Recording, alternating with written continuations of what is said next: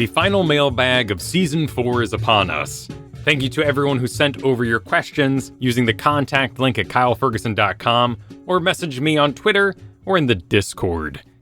A lot of great questions to get through today. Let's get started with Brock. And Brock says, a few of my players are so afraid of death that it ruins the game for the other players that make many non-tactical decisions or have bought so much defensive gear that they are impossible to hit. The other players definitely feel this even if they haven't said anything because they're the ones taking the hits. I've gone to using saves to target these problem players, but I'm still finding it hard to threaten everyone in the same way in the same encounter. I don't want it to feel like those who aren't trying to metagame are being punished. I don't want to straight up kill these problem characters either, because that feels super douchey. So I can tell you, Brock, that you are experiencing a very common problem in the mid or high levels. The uniqueness of your situation is that it seems your party is divided in half between these metagaming players and those that are playing more casually. It is super common to have one power gamer at the table who might be able to elevate the other players tactically to their level, or at least warn them, inform them, help them buy items. Is there a way that you could use the one half of your group that is the power gamer group to help out the lesser players?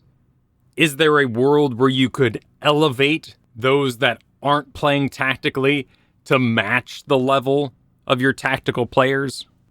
And you could do this a number of ways. The best would be to have a conversation all together at the end of a session about elevating those players and making sure that no one's feeling left out or undertuned in comparison.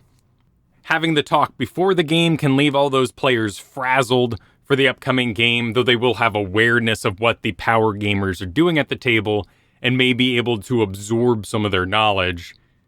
The least effective way to have this conversation is to try to do it in-game. That just leads to player fights. Players in character trying to have game discussions often leave everybody frustrated, so definitely don't use that tactic. I've made that mistake before. Your funnest option would be to run a side game for just those less skilled players and try to elevate them either by giving them gear that the other players already have so they can match the metagaming players, or in isolation, they might actually be making very tactical decisions.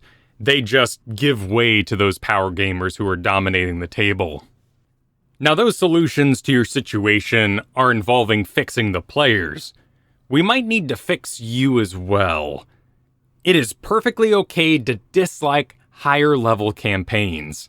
They're messy. The players are very resilient. And as DM, our tactics often become wear them down through a big, long dungeon with lots of encounters before that boss, or we make sure we're taking advantage of everything on the monster's stat block to make sure the challenge rating is actually appropriate, as we talked about in Season 4, Episode 7, with challenge ratings. If you have a boss with mass suggestion, stun spells, mind blast, zones of anti-magic, you need to make sure you're using them to actually have an effect on the battlefield. Taking away player turns by ways of crowd control and specialty spells, fears, is frustrating for them. There's no getting around it, but that's how you're going to actually have that level of impact you once had with a pile of goblins all stabbing them at the same time. Their health got low, the situation became dire, things were dramatic. Now that's done through a lot of interactions with spells and CC, and anti-magic fields can be your friend in this way. Use them as traps, make sure you take advantage of Beholder's central eyes, but you have to put in the pre-work. You have to do a lot of studying and certainly pre-roleplay those monsters and think about how they would engage in battles. They are successful monsters, they've made it to adulthood. How have they slain every adventurer that crossed their path up to this point? Your final option, which is really your best option in terms of story, is to acknowledge that your players have become too high level for the mundanity of battle to affect them. There might be resurrect spells and other safety measures that would counter the deaths you divvy out in the first place. Instead of making fights that pressure hit points, you pressure their morals. You make goal-oriented fights where they have to stop a ritual, defend a certain person, make a difficult choice to who to sacrifice in the middle of a battle. Focus on the roleplay.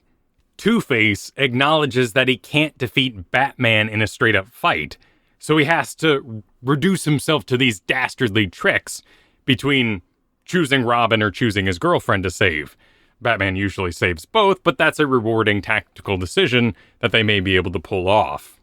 Then as these story moments reach a peak, a climax, then we really have at that challenge rating. You're studied up, since you haven't had to do all these mini fights, you've really invested into these high-level monsters with cool abilities and ways to control their enemies, your players. And you unleash a massive boss battle with multiple facets, angles, and certainly multiple targets to make sure they can't burn down one character directly.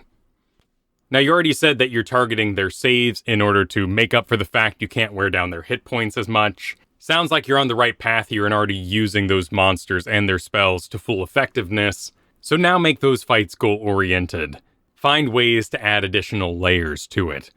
And superheroes are such a great example of this. They are overpowered.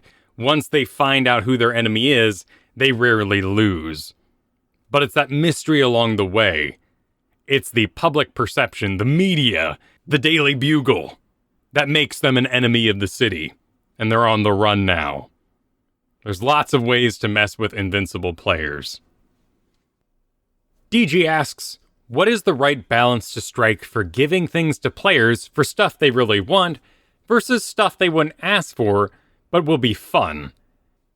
And when a DM asks for a list of items, should I only put optimal stuff, or is a character wanting a rod of rulership just for fun too much?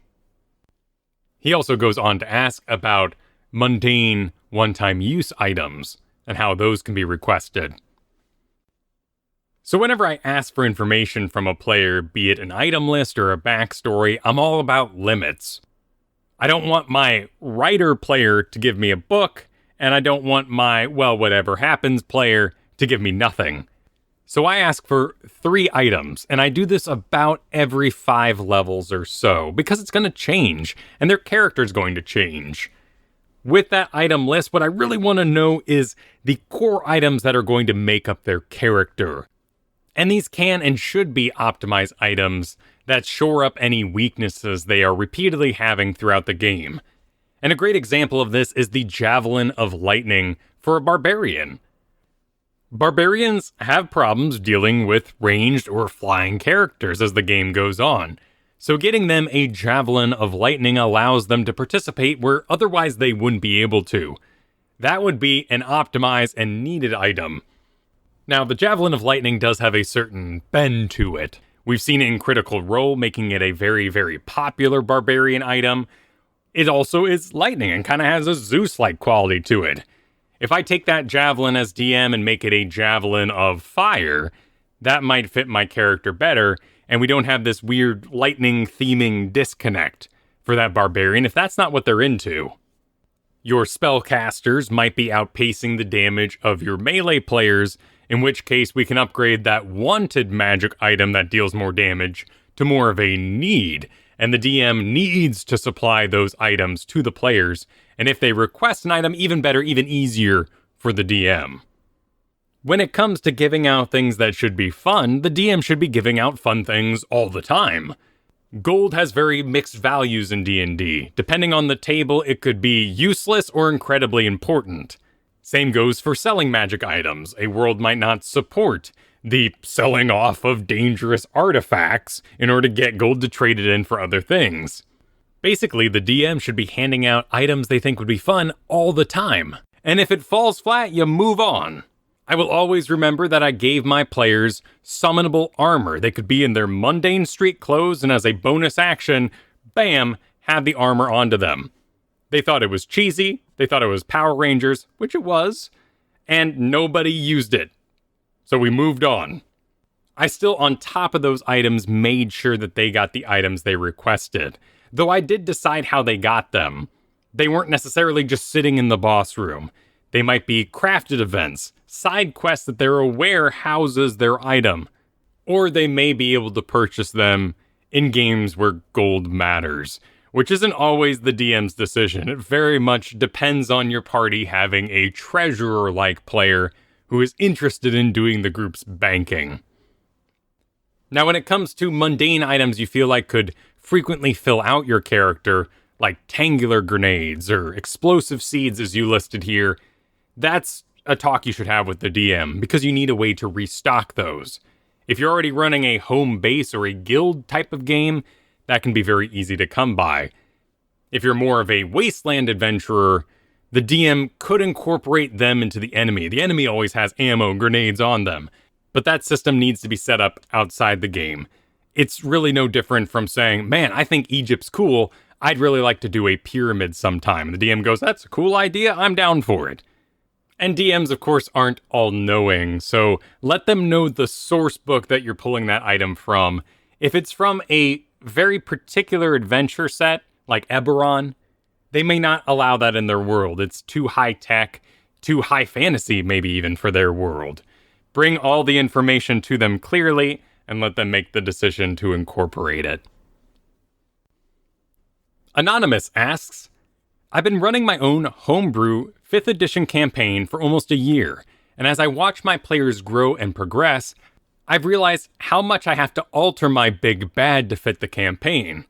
More so, I realize his overall story pulls on one of my players' threads and not so much the others. So my question is, what makes a good, big, bad endgame boss?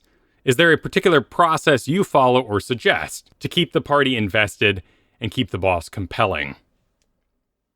Let me start answering this question by saying that there's nothing wrong with having a main character at your table. Sometimes a player just shows up to the beginning of a campaign with a lot to work with, and other players are discovering themselves as they go. You now have a lot to pull from, and that character is elevated and starts making a lot of the main decisions for the group. As long as everyone's happy in that situation, that's fine. I think of Avatar: Last Airbender. Just because Aang is the most powerful and the central character of the story, it doesn't reduce the coolness and the abilities of his companions. That can be a tough nosedive to pull out of, but if you have a bad guy that's pulling the strings, it's very easy. You just pull more strings. You stir the hornet's nest. The big bad's disrespect of everybody but the main character can make him do things to the other players that make him their big bad guy too. If you're the villain of Superman, you attack Lois Lane and his friends. Now those friends become directly involved in the situation because they too have powers. Basically, you're looking for that tipping point where we need to say that getting rid of this bad guy is good for everybody. Everything they're doing is ruining everybody's lives, not just player one. And without knowing the particulars of your campaign, the easiest way to do this is to have minions. Various specialized lackeys that are the offspring or servants of your big bad and can stir that hornet's nest. So you want to make your druid mad, you make an evil druid or a polluter that is going to be the villain for this subset of the adventure. Now we can tie that emotion of defeating the evil druid back to the big bad and get those players directly involved. Even better, but more complicated, is to pull more political machinations out of it. The bad guy might not even know that the other adventurers exist outside of player one. So you could have these interactions, these secret meetings, where one player is being manipulated without knowing they're talking directly to that big bad guy. You could also pull a sort of delegates meeting, where, by surprise, the evil emperor represents his own kingdom, maybe under disguise, or maybe just using a false name. But even so, all the players get to interact with this individual who ultimately betrays them, and then reveals themselves to be the big bad anyway. So you're on the edge of a very cool choice. Acknowledge that there's nothing wrong with having that main character, Now we just need to make everybody else mad. Draven has a two-parter question.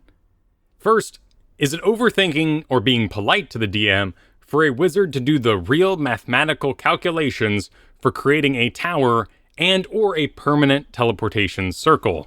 And then he includes all the math he would use. I would welcome this, with the understanding that I'm going to allow you time to build that tower and that teleportation circle, maybe at a different point in the adventure. I believe every campaign benefits from having some downtime inside the world.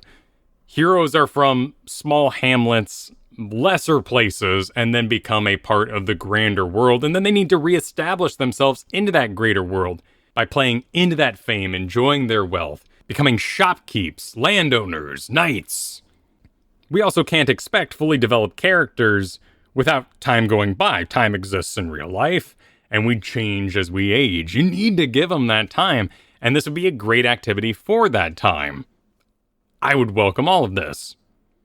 The second question, as it's come up recently in my Wizards game, Reincarnate, the options are a bit limited. Should it be updated to include all 97 of the sub-races? The thing about Reincarnate, a 5th level transmutation spell, is that it favors humans. So on a D100, you have a chance to be reborn as 1 through 4, a Dragonborn. Or 43 through 46, a Forest Gnome. But humans are 77 through 96. The only reason I would change this for my own homebrew is if that statistic didn't match my world. If humans weren't one of the more common races available.